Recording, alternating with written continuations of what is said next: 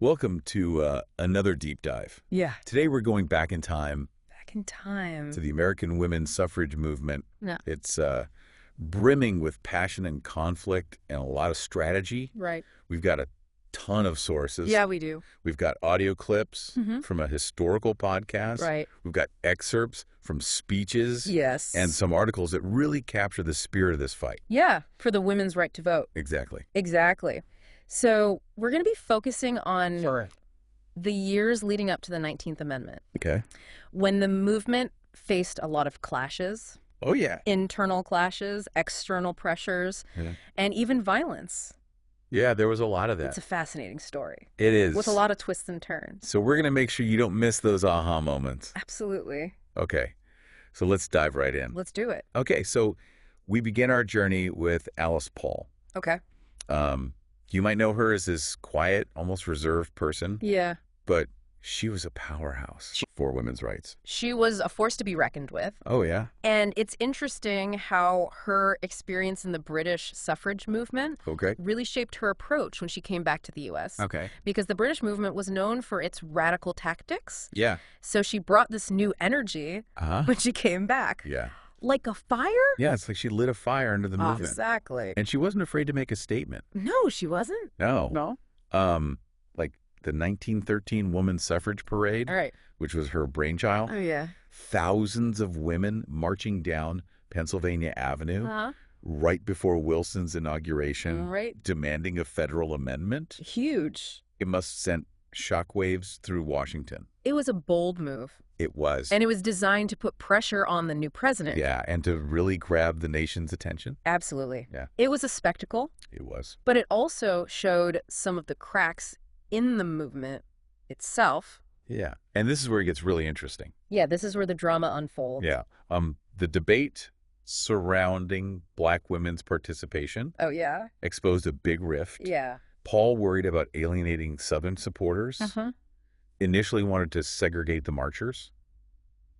You know, it's interesting. It's a stark reminder Yeah. that even within a movement for equality, there were these struggles with inclusivity Right. and recognizing intersecting identities. Absolutely. And it wasn't just theoretical. Yeah. Ida B. Wells, Yes. a prominent Black suffragist, Right. refused to be sidelined. Yes, she did. She argued that Black women needed the vote even more than white women, Wow. given the systemic disenfranchisement they faced. Right. You know, this just shows that the suffrage movement wasn't a monolith. No. It was a tapestry Right. of different voices and experiences and priorities. Yeah, and that adds another layer of complexity to this story.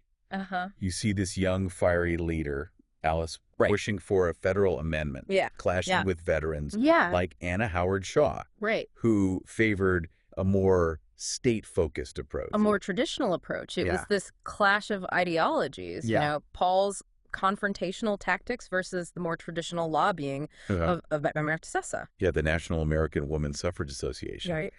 And this tension eventually led to Paul forming her own organization, Right. the Congressional Union. Yeah. And that fragmented the movement Further fragmented. even more. Yeah. It makes you wonder if these divisions helped or hurt the cause. It's a really good question. I Yeah. mean, did it ultimately help or hinder Yeah. their efforts? Yeah. Yeah. Now, on the other side of this ideological divide, Right. we've got Carrie Chapman Catt Okay. with her winning plan. Yeah. So instead of focusing on a federal amendment, Uh-huh. she decided to target state campaigns Okay. and use good old-fashioned lobbying. Yeah, Catt was a master strategist. She was a master strategist. She really was. She understood the power of working within the system. Yeah. You know, they had wealthy donors like Mrs. Frank Leslie, Okay. whose estate gave them a huge influx of cash. Wow. And they hired all these professional organizers. All right. They built this network of lobbyists. Wow. I mean, they really became a force to be reckoned with on Capitol Hill. Yeah, so it's like a well-oiled political machine. Yeah. But then You you're have Alice Paul Alice Paul. and her silent sentinels. Yeah. These courageous women Yeah. who decided to picket the White House, Wow. which was unprecedented at the time. Yeah, unheard of. They were holding banners with messages directly challenging President Wilson. Imagine the audacity. Down. In a time when women were supposed to be seen and not heard, right. you were right in his face. It was a bold in-your-face tactic. It was. And the public was stunned. Yeah. Yeah, it was a brilliant use of symbolism. It was a nonviolent protest. Yeah. And it forced people to confront the issue head on. Exactly. So from parades to picketing, yeah, these women were constantly pushing boundaries. They were. And challenging the status quo. Right. But then World War I erupts. Uh-oh.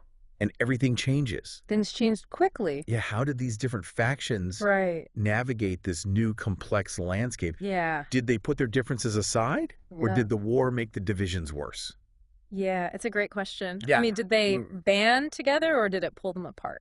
Right. Yeah. So that's what we're going to explore next. Okay. How did they handle this this impossible choice? Yeah, because either way it felt like a losing proposition. It did. Yeah. Yeah. So the world is at war, yeah, and the suffragists are in this tough spot. Right. A real dilemma. Yeah. What did they do? Well, their responses were pretty different. Okay. You know, reflecting those different personalities and strategies. But we've been talking about Catt and the NAWSA. Yeah. You know, always the practical ones. Right. Decided to fully support the war effort. Okay. Hoping to win over President Wilson. Okay. They put their own cause on hold. Wow. Believing that showing their patriotism would ultimately get them what they wanted.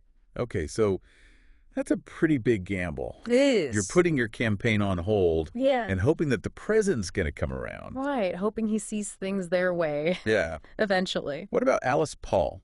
Oh, Alice Paul. Did she follow suit? No way. Okay. Alice Paul and the National Woman's Party stuck to their neutral stance. They were not backing down. Wow. So they doubled down on their demands? They doubled down. Yeah. And remember those silent Sentinels? They kept protesting right through the U.S., entering the war. Wow. Even when public opinion turned against them. Even then. Wow. Yeah. So talk about dedication. Talk about commitment. Yeah, I can't even imagine. But it didn't make them popular. No, it didn't. Especially during wartime. Right. What was the reaction like? Well, I imagine people were calling them unpatriotic. Oh, yeah. Traitors, even. They were called traitors. For protesting during a war. It was seen as very un-American to be protesting during a time of national unity. Right. And it seemed to fuel their fire. Really? It's almost like they saw the criticism as proof that they were doing the right thing. Okay. That they were really shaking things up. Right. And making people confront this injustice. Wow. It's incredible how they just refused to be silenced. They refused to be silenced. But this wasn't just about words, was it? It wasn't just words. I mean, there were physical confrontations. Yeah, there were some violent incidents. Like, were people attacking them? Oh, yeah. I mean, these were peaceful protesters. The silent Sentinels were physically attacked by angry mobs. Really? Their banners were torn down. Wow. And they were thrown in jail. Wait, jail? Jail. For peacefully protesting. For peacefully protesting. That's extreme. It was extreme. Even for that time. It shows just how threatening they were. Seen their demand for equality, their willingness to challenge the system. Yeah. It really shook people. It did. And the authorities didn't protect them. Wow. They turned a blind eye. Really? Or even joined in the arrests No. using trumped-up charges. Wow, like what? Like obstructing traffic. Oh. Disorderly conduct. Okay. All just to silence them. It's infuriating to think about. It is. They were putting their bodies on the line. Yeah. For a fundamental right. Right. And they were met with brutality and injustice. And the system was used against them. Did anyone speak out against this? Eventually, the stories did get out about their abuse and the conditions in prison. Right. It made it into the press. Okay. And that's when public opinion started to change. People started to see them differently. Yeah, not as traitors. Not as traitors. But as political prisoners. As political prisoners. Martyrs for a cause. Right. That's a huge turning point. It's a big shift. It is. So you have these two strategies. Yeah. Playing out. NAWSA working within the system. Right. Making these calculated moves. And then the National Women's Party. Right. Led by Alice Paul. Right. Much more confrontational. No, much more in your face. Yeah. Did they ever find common ground? Well, despite their differences, they never forgot their shared goal, which was getting women the vote. Right. And as the war went on, even President Wilson started to realize he couldn't ignore them. Okay. You know, women were proving their worth on the home front, contributing to the war effort in so many ways. He couldn't dismiss their demands. So even Wilson, who had resisted them, he started to come around. He started to see the light. Do you think he had a change of heart? I think it was a mix of things. Okay. The movement was too big to ignore. Right. And Wilson was a politician. Right. He knew which way the wind was blowing. He did. Okay. He knew how to play the game. Yeah. He knew how to survive. So what happened next? Well, did he endorse the amendment? In 1918, after tons of pressure from suffragists and the public, Wilson finally spoke to Congress and urged them to pass the amendment as a war measure. A war measure. That's an interesting way to put it. It was strategic. It was. By linking it to the war effort, he appealed to patriotism. And basically shut down the critics. Right, because they couldn't say they were unpatriotic. Exactly. Wow, that's smart. It was smart. It was very clever. So after decades of struggle, countless setbacks, and incredible sacrifice. So much sacrifice. The amendment is finally on its way to becoming law. Well, not quite. Okay. Wilson's support was huge. Yeah. But it wasn't the end. Yeah. The amendment still had to get through Congress. Right. And there was a lot of opposition. Oh, yeah. Especially from Southern Democrats who were afraid of what would happen if women could vote. Yeah, if that changed the power dynamic. Yeah, if it upset the balance of power. It wouldn't be the suffrage movement without a few more hurdles. A few more twists and turns. What happened next? Well, the House of Representatives did pass the amendment in 1918. Okay. But it stalled in the Senate. Okay. They didn't get the 2/3 majority they needed. Oh, wow. So close. So close. I can only imagine the frustration. The disappointment to come so close and then be blocked. But knowing these women, oh, yeah, I bet they didn't give up. They didn't. No, they didn't. They doubled down. Yeah. They launched a new campaign. Okay. An even more aggressive one. Targeting those senators. Okay, so they're rallying. They're rallying. They're strategizing. They're putting the pressure on. Putting on the pressure. What did this final push look like? We'll talk about that next time. Okay. So they're really turning up the heat on those senators. Yeah, they're pulling out all the stops. Yeah, what were some of their tactics? I mean, they went all in. Okay. Huge rallies. Okay. They flooded their offices with telegrams. Oh. They even sent delegations of prominent women to plead their case. Okay. They knew the power of public pressure. Yeah, and they weren't afraid to use it. They weren't messing around. It sounds like they were running these mini suffrage movements in every state all at once. In every state that hadn't ratified yet. Yeah, that takes some serious organization. It does. And coordination. It took a lot of coordination. Yeah. And they had to be adaptable. Right. Because each state was different. Yeah. They had their own political landscape. Right. Their own challenges. So they couldn't just use the same approach everywhere. They had to be strategic. Yeah, it's amazing how they kept up this momentum. It's impressive. For decades. For decades. They never gave up. And they weren't just fighting apathy. They were up against... active opposition, organized groups. Oh, right. The anti-suffrage movement? Yeah, the anti-suffragists. What were some of their arguments against women's suffrage?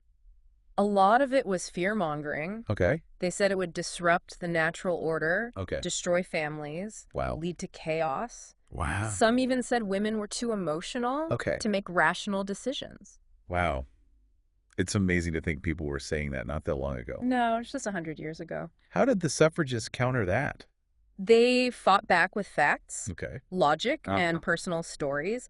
They talked about the contributions women were already making as teachers, nurses, business owners. Right. They said denying them the vote was denying their fundamental rights as citizens. It's inspiring to think about them fighting those prejudices. They were up against a lot. So what happened? Did enough states ratify? They did. They did. One by one, states voted to ratify. Okay. And on August 18th, 1920, Tennessee became the 36th state. Okay, the final one. The final one. To make it law. To make it part of the Constitution. What a moment. It was a historic moment. After decades of struggle. All that effort. Sacrifice. Willpower. Yeah, they never gave up. It's a testament to the power of collective action. It really is. Ordinary people coming together to fight for what they believe in. And they didn't let anything stop them. No matter the obstacles. And it wasn't about any one person. No, it was a group effort. It was generations of women. Generations. Working tirelessly. Yeah, behind the scenes to make this happen. It's a reminder that progress isn't always easy. Right. It's messy. Yeah. It takes time. Yeah, and you have to be willing to adapt. You have to adapt. And try new things. You never give up. So we've seen the rise of Alice Paul. Yeah. The brilliance of Carrie Chapman Catt. The courage of the silent Sentinels. The bravery. And the ultimate triumph of the movement. A hard-won victory. It's a story full of aha moments. Yes. Inspiring figures. Yeah. And lessons that are still relevant. Absolutely. But the story doesn't end there. It doesn't. The fight for voting rights continues. It does. New challenges. New challenges. And we have to make sure everyone's right to vote is protected. That's right. So as you think about this deep dive, think about how the fight has changed since 1920. How has it changed? What are the new battlegrounds? New challenges. And what can we learn from the suffragists? Yeah. As we work towards a more just society. A more inclusive society. We hope this deep dive has given you a better understanding. A deeper understanding. Of this moment in history. This turning point. And maybe inspired you. Yeah. To keep fighting for equality. In your own way. In your own way.